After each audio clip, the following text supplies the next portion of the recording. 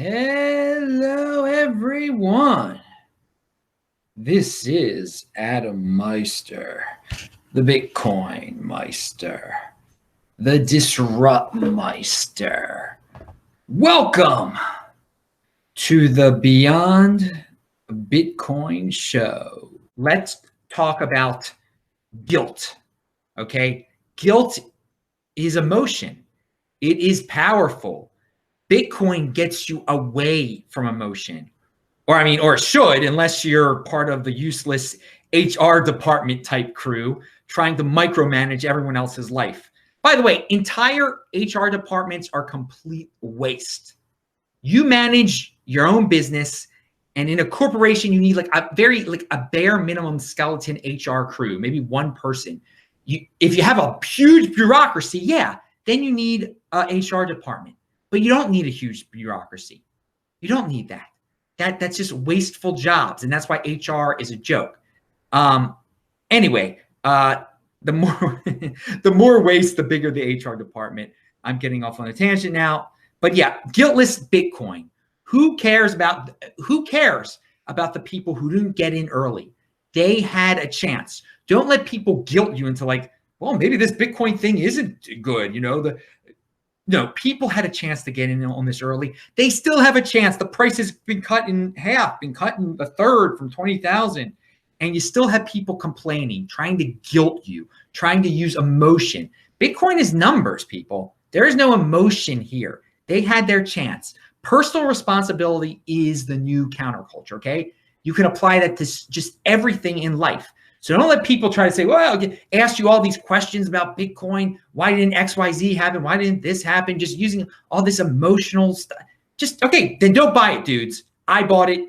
If you want to just keep on making excuses, make your excuses. And another thing, speaking about guilt, people are always, what about the children? What about the poor children of this world? Is Bitcoin going to make them poorer? And maybe even beyond Bitcoin. You're rich now because of Bitcoin. What about the poor kids? What about, dude, you know what you tell them? I don't care. Say, I don't care. They're trying to virtue signal guilt you. And this is so common in life today, in society. These are other people's children. They can take care of their own kids. It has nothing to do with you. Nothing at all. Why even, when people try to guilt you into these discussions, again, say, I don't care. I have answered that to people recently. People were like, well, what about, Adam, you were born in the middle class privilege. What about we're going to have to help. You're going to have to pay your taxes. You should have to pay taxes to support other people's children. And I just say, I don't care about other people's children. I don't care.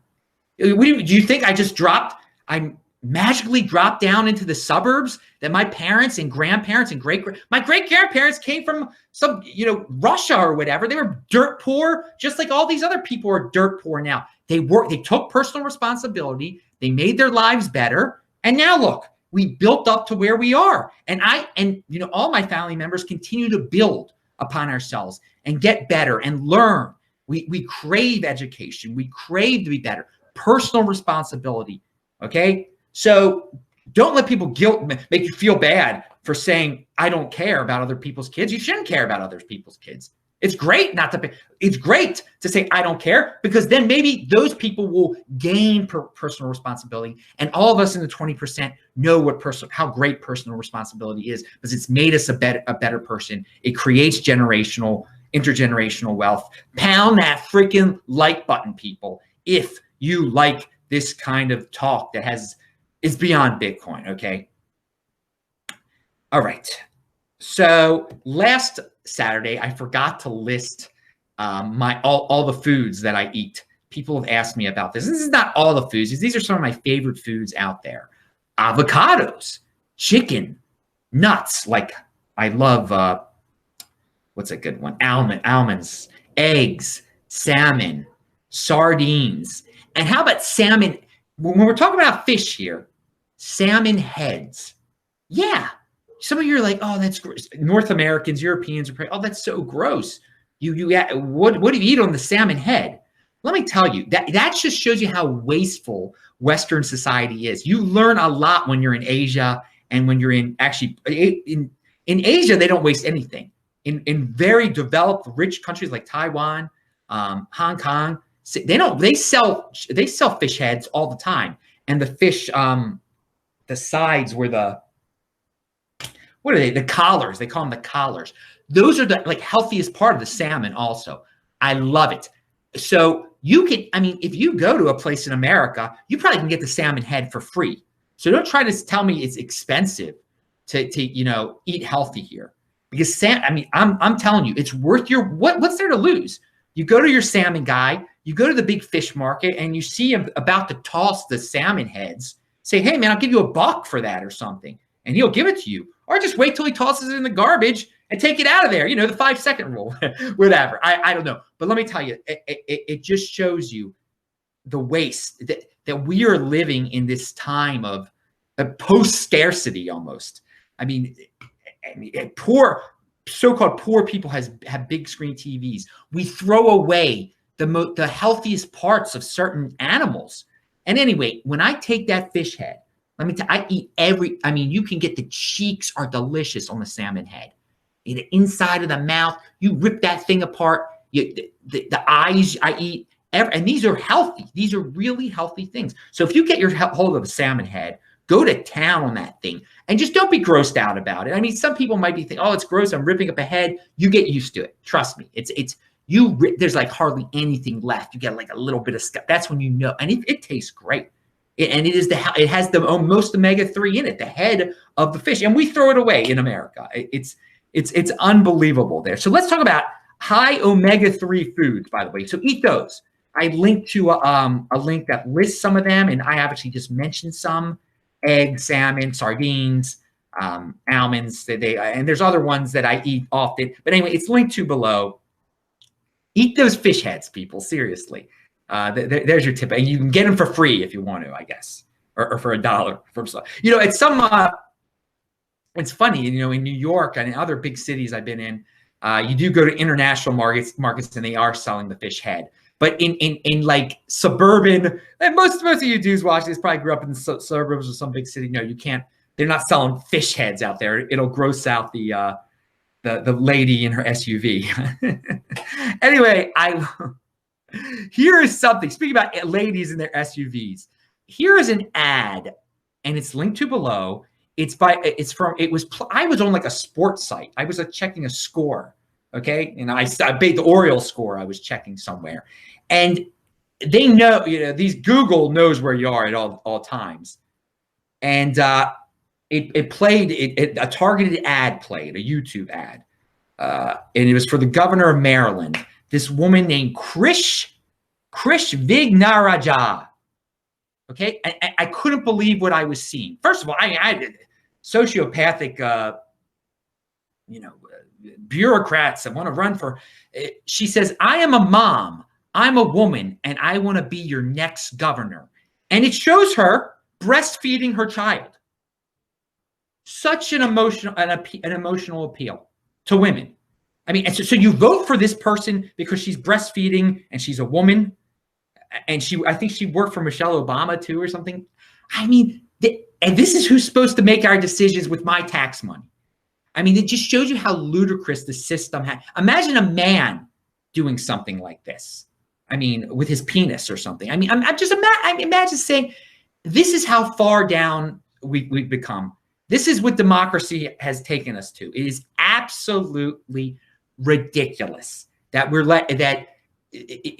that so much power is in the hands of the government now, that they can take so much from us, and that in the end of the day, the people, and it's probably more women vote than men. She's doing a good. I mean, logically, this passes the test now in the politically correct world. Get as many women to vote for you as possible. Who cares? What money you got to steal from men or whatever. If she's breastfeeding, it's awesome. Yes, everything will be all right. She's breastfeeding on camera. Well, we're so progressive. This is why you need Bitcoin, people, because she can't. That woman that's breastfeeding her baby who worked for Michelle Obama or whatever, she can't steal your money if you have Bitcoin. She can't take your Bitcoin. Again, if you get caught up in this election type of stuff, you think they're going to change things for the better. They're not. This is what it's turned into. Watch that video, and just then you're going to want to buy some Bitcoin, okay? Because you don't want to play. You're not going to want to play this game anymore with Chris Vignara and her breastfeeding in an advertisement. Just that plays when I'm trying to find the Orioles score. Unbelievable. But hey, you can't take her Bitcoin. Unconfiscatable. So I talk about one day we're going to truly get to a post-scarcity world, but with people like that woman, whatever her name is, in charge, and with the governments gaining more and more power, and 80%ers wanting simple answers, wanting to take from the 20%, wanting to guilt people, wanting to use emotion, it's going to slow down the 20%ers. Okay, if the 80%ers were smart, they would just let the 20%ers do what they had to do. You guys, we don't want to restrict you anymore. We don't want to steal from you anymore. We don't want to tax from you anymore, because the 20%ers are going to take this world and make it a post-scarcity world. So all those 80%ers can sit on their butt all day and do nothing. And because there'll be no more scarcity, and there'll be abundance of everything. And we're getting close to where there is, again, in the United States. I mean, the people on welfare, they live quite an abundant lifestyle. I mean, they have big screen TVs, they have Obama phones, they have great stuff. But I mean, it's not perfect yet. Again, if they were to say, if they were to think long term and just be like, okay, let's stop getting into these situations where we're shaming, guilting, slowing down, taxing the 80%, the 20%ers. Let them just produce. Let the smart people rule. Let the smart people do what they got to do, and we will live in a post-scarcity society. And those 80%ers can do what they want to do, and us 20%ers can go to the moon, go to the Mars, go to Jupiter. It'll be great. But of course, 80%ers are going to do what 80%ers are going to do. The sociopathic politicians are going to appeal to them with breastfeeding commercials. And all right, so here's another tip for everyone out there. But think about that. Think about a post-scarcity world, and think about what would happen if the 20%ers out there weren't being held back. And you know what? It is about personal responsibility. Us 20%ers, we got to find ways around this. We do.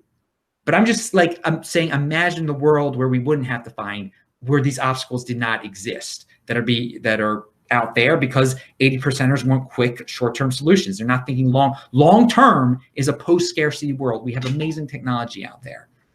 All right, sell your car. That's another Adam Meister tip to save money. For those of you who say, "Oh, I have no money," sell your car. I don't own a car. I haven't owned a car for a while now. You find ways around. You walk more. You run more. You're just healthier. You're just healthier. Speaking about healthy, some people know I do a 72-hour. I've done quite a few 72-hour fast in my life. You can do one a year or one every 6 months.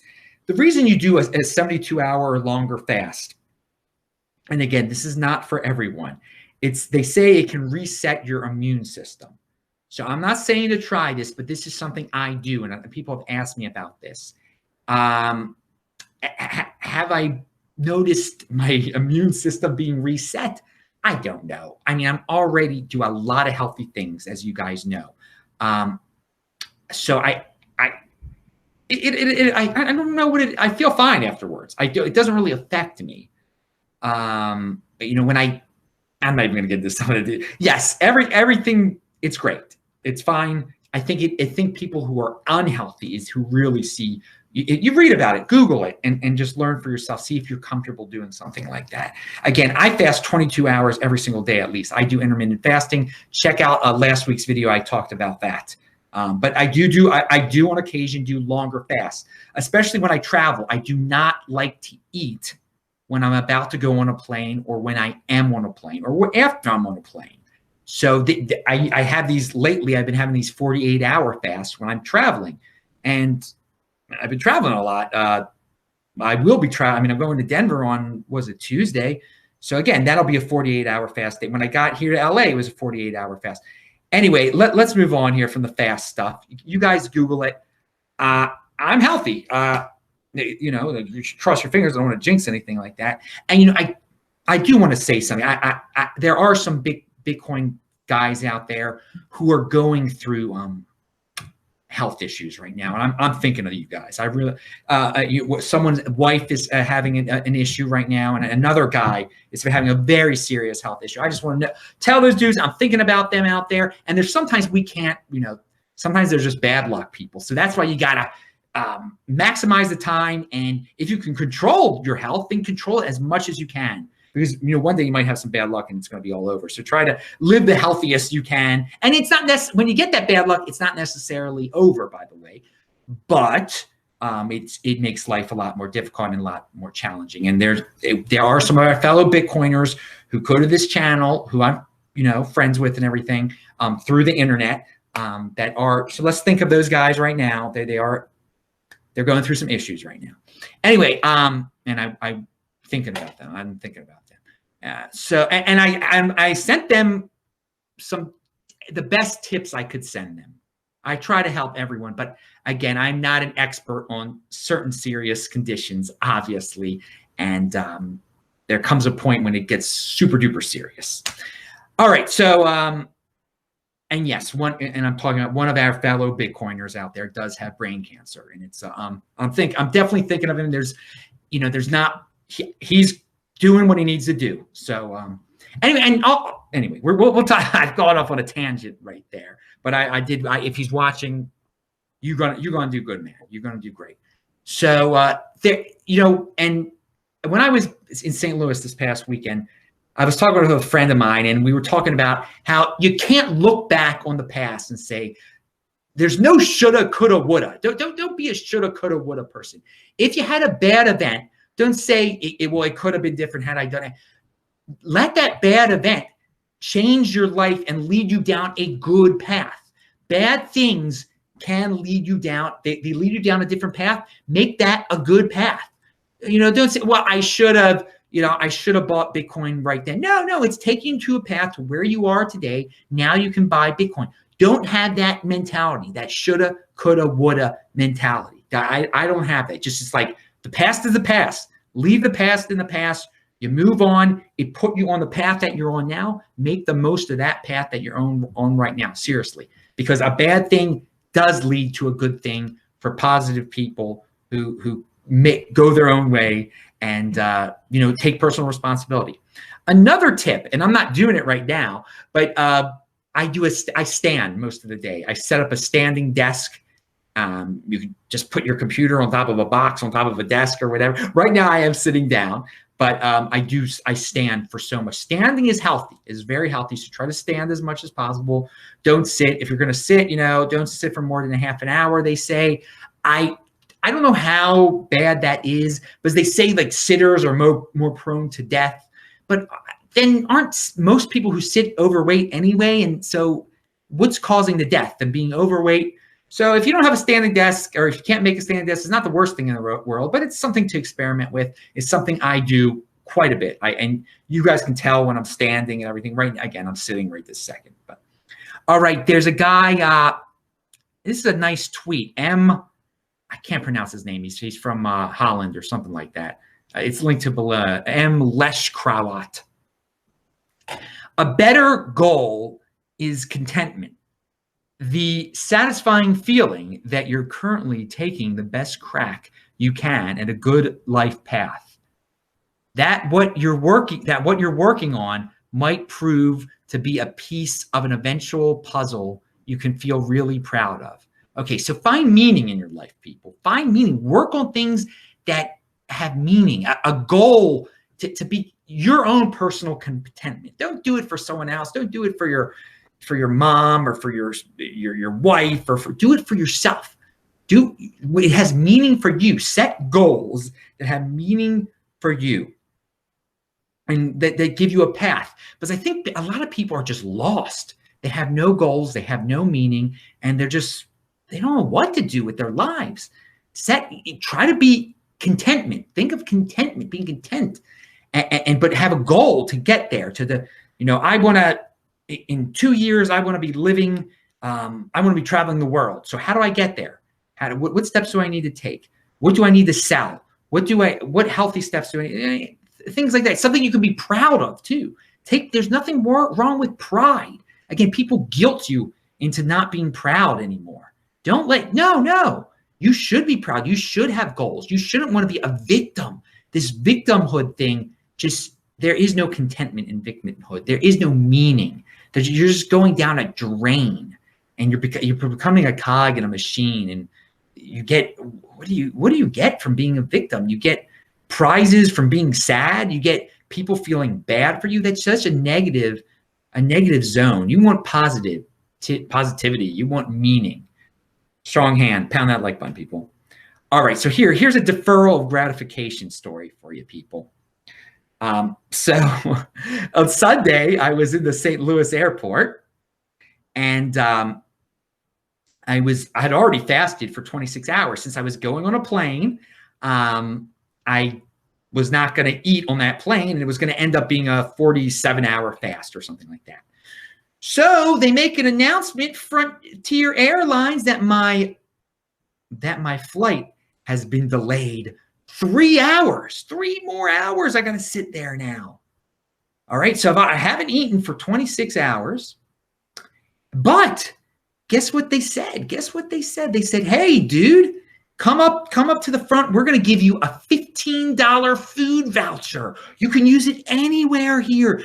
Look at those restaurants with the big TVs, So I went up there. I got my food voucher. Now, what would you do? What would you do at that point? Would you be like, I'm hungry now. I'm hungry. I better go. I can't wait 3 more hours before I get on this big plane flight to the West Coast. I got to eat now. Or could you defer? Could you be patient? Could you defer gratification? You know what I did? I went to a store and I bought me a big $12 pack, or it was close to $15 with taxes. It was like $14 pack of almonds. Almonds are some of my favorite food. So there I am. Now I've got my almonds there, okay? And I'm sitting there, and I know that I could end my fast right now, couldn't I? Or am I gonna do my original goal and wait, the 20 more hours or whatever it was, 17 more hours after a certain point? Could you resist it, having your favorite food right there in front of you? And then you're carrying it around with you when you're on the plane, when you're landing, when all sorts of things. So no, of course, I did my fast. Of course, I had a 47-hour fast because of this. I was able to defer gratification. Oh, and when I finally ate those healthy almonds, it was worth it. It was great. So that's how you practice deferral gratification, people. You apply that to the rest of your life with Bitcoin. That's how you say, I'm going to hold on to this Bitcoin. If you're able to do something like that, this is what I do my whole life. It's all about deferral gratification, and it makes it so easy. And for those of you that I've never sold a Bitcoin for fiat, never. I wait until at least after the 2020 halving. And that's how you become a success in life, if you're able to do things like that. Most people, and I saw them, they got their voucher and they pigged out at the Fridays or whatever nonsense. They were the gross cooked food, and who knows what these people were eating. I got the healthiest possible thing, and I didn't even eat it till the next day. All right, so that's how. Hey man, that's life. That's how you become a success. All those 80%ers, I mean, what's going to end up with them? I mean, there's so many obese people. It was gross. And I know it's some people, obesity, there's a problem. It's a problem. And I'm not calling people obese to put them down, to shame them. I want people to work away from that obesity. But what I saw was people just stuffing their faces more. So don't be one of those people. Be an almond guy, deferral gratification guy.